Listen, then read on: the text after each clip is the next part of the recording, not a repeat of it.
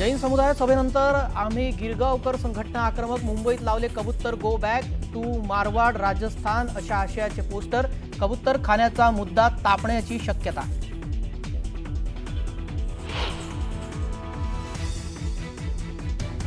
मुख्यमंत्री देवेंद्र फडणवीस आज दिल्ली दौऱ्यावर, भाजप केंद्रीय निवडणूक समितीच्या बैठकीला लावणार हजेरी। पंतप्रधान नरेंद्र मोदी आणि भाजप राष्ट्रीय अध्यक्ष जे.पी. नड्डांच्या नेतृत्वाखाली होणार बैठक।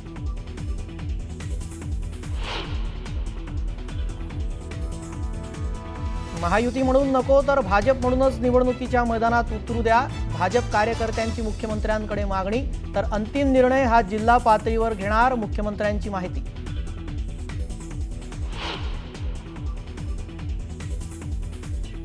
भाजपमध्ये येण्यास इच्छुक असलेल्यांना पक्षात घ्या, कोकण ठाणे विभागाच्या बैठकीत वरिष्ठ नेत्यांचे आदेश। स्थानिक निवडणुकीसाठी भाजपाची रणनीती ठरली।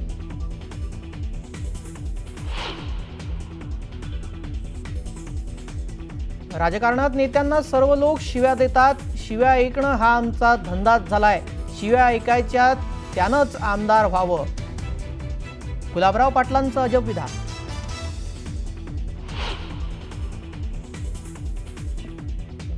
कंबरडं मोडलेल्यांनी हंबरडा मोर्चा काढला, पक्ष जिवंत ठेवण्यासाठी हंबरडा सुरू। उद्धव ठाकरेंच्या मोर्चावर आमदार संजय केणेकरांचा निशाणा।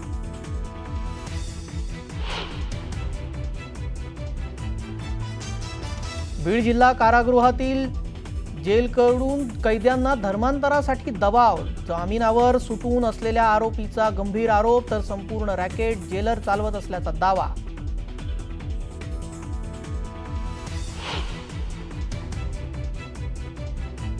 दिवाळीच्या सुट्ट्यांमध्ये तुळजाभवानी मंदिर 22 तास राहणार खुलं। 14 ऑक्टोबर पासून 31 जानेवारीपर्यंत दर्शन सुविधा मिळणार, भाविकांची गैरसोय टाळण्यासाठी मंदिर संस्थांचा निर्णय।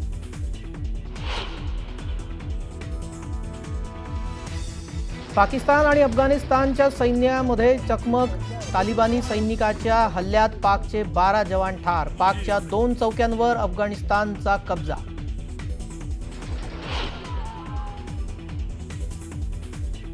गाझा शांती कराराच्या विरोधात काढण्यात आलेल्या रॅली दरम्यान पाकमध्ये उफाळला हिंसाचार, पोलिसांच्या गोळीबारात 11 आंदोलकांचा मृत्यू। इस्लामाबाद रावळपिंडीमध्ये इंटरनेट सेवा बंद।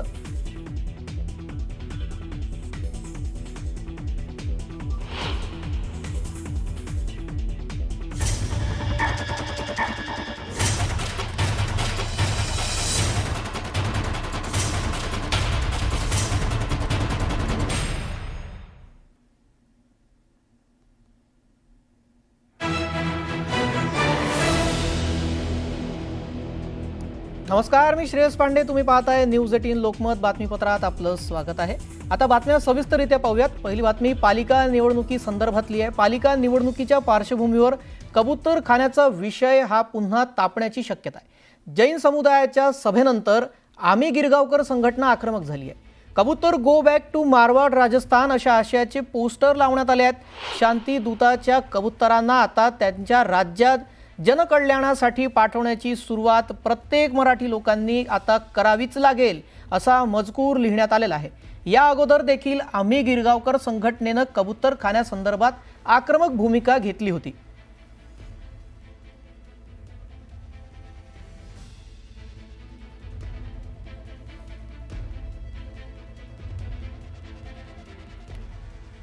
दरम्यान आम्ही गिरगावकर संघटनेचे अध्यक्ष गौरव सागवेकर यांच्याशी बातचीत केली आहे आमचे प्रतिनिधी स्नेहा जाधव यांनी। पाहूयात।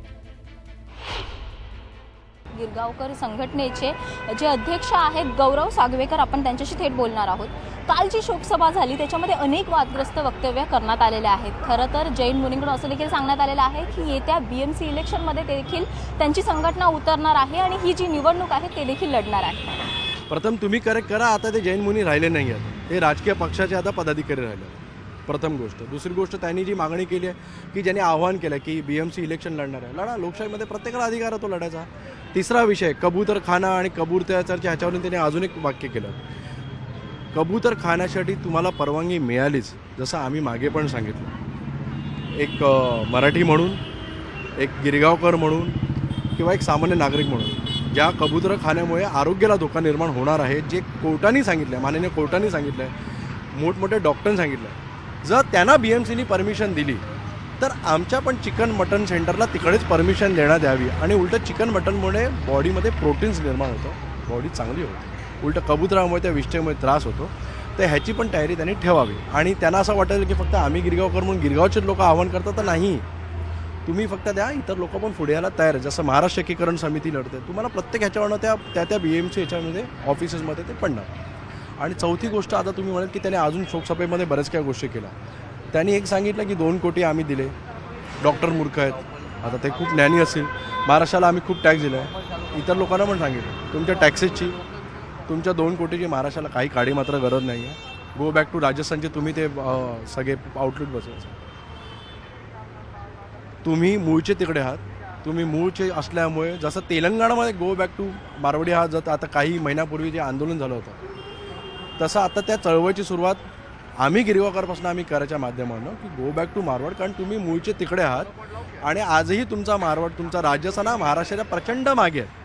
तर तुम्ही इकडे टॅक्स भरण्यापेक्षा ना तुमच्या राजस्थानमध्ये जा, तिकडे व्यवसाय करा, तिकडे टॅक्स भरा आणि तुमच्या राजस्थानला मोठा करा. तुमची काडी मात्र आम्हाला इकडे गरज नाही आहे. तसंच त्यांनी सरकारला अल्टिमेटम दिलेलं आहे, दिवाळीच्या लक्ष्मीपूजनपर्यंतचा वेळ दिलेला आहे आणि त्यानंतर जर त्यांची जी मागणी आहे की कबूतरखाने जसे अगोदर सुरू होते तसेच पूर्णपणे सुरू करण्यात यावेत, जर ती मागणी पूर्ण नाही झाली तर त्यांनी असं देखील म्हटलेलं आहे की आझाद मैदान किंवा कबूतरखाने इथे ते उपोषण सुरू करतील. चांगली गोष्ट आहे, करा आणि तुमच्यासोबत कबुतरांना बसवा.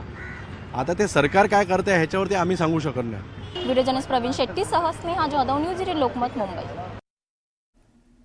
कबूतरखान्याचा विषय आता चांगलाच तापलेला आहे. या कबूतरखान्याच्या वादामध्ये प्रसिद्ध क्रिकेट समालोचक हर्ष भोगलेंनी देखील उडी घेतली आहे.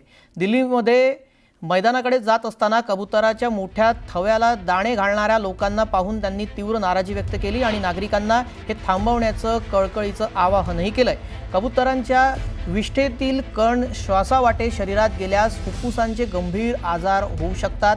याबाबत डॉक्टर सातत्याने धोक्याचा इशारा देत आहेत.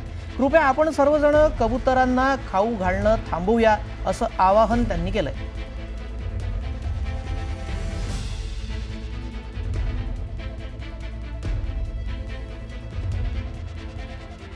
पुढची बातमी बीडमधून आहे. बीड जिल्हा कारागृहामध्ये चाललंय तरी काय असं म्हणायची वेळ आलेली आहे. जेलर पेट्रस गायकवाड हे धर्मांतरासाठी दबाव आणत होते. दाखल गुन्ह्यातून मुक्तता करतो असं सांगितलं त्यांनी आणि त्यानंतर दबाव आणत असल्याचं समोर आलेलं आहे. नाही ऐकलं तर मारहाण केली. 2-3 कैद्यांनी धर्मांतरही केलंय असा गंभीर आरोप जामिनावर सुटून आलेल्या आरोपीनं केलेला आहे. विशेष म्हणजे संपूर्ण रॅकेट जेलर पेट्रस गायकवाड हे राबवत असल्याचा आरोप त्यांनी केलेला आहे. त्याचबरोबर कारागृहातील भजन बंद केल्याचंही त्यांनी सांगितलेलं आहे. त्यामुळे आता या बीडच्या जिल्हा कारागृहात चाललंय तरी काय असा सवाल उपस्थित होतोय.